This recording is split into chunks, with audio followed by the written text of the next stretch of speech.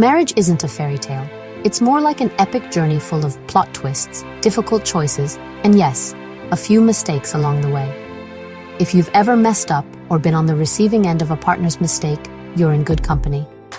Even the greatest stories in history, like those in the Bible, are packed with imperfect people, facing consequences, and finding the courage to forgive.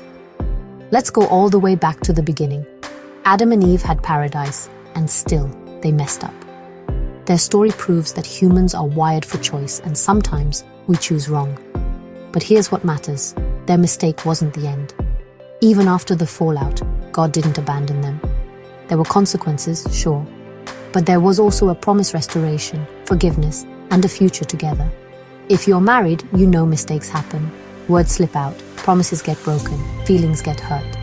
But here's a secret: every relationship, even the best ones, is a mix of consequence and compassion.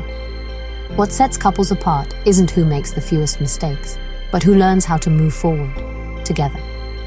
Think about the Bible's heroes: Noah, Abraham, Moses, David. They all stumbled. But what did they do after? They owned their mistakes. They asked for forgiveness. They made room for change. That's faith, and it's humility.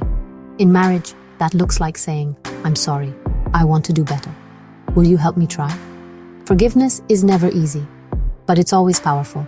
The ultimate example: Jesus, who forgave even those who betrayed him. He showed that real love isn't just warm, fuzzy feelings.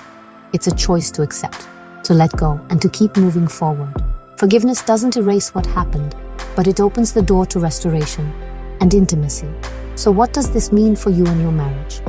First, accept that mistakes are part of the journey. Don't sweep them under the rug, but don't keep score either. Face consequences together, support each other, and grow from what hurts. Offer forgiveness the way you'd hope to receive it. And remember, healing takes time. If you ever feel lost, look for guidance, whether through prayer, reflection, or even counseling. There's no shame in asking for help. Just as the Bible story is one of hope and restoration, your marriage can be too. In the end, the most meaningful love stories aren't perfect. They're honest, forgiving, and always finding their way back to each other. That's the real promise of marriage.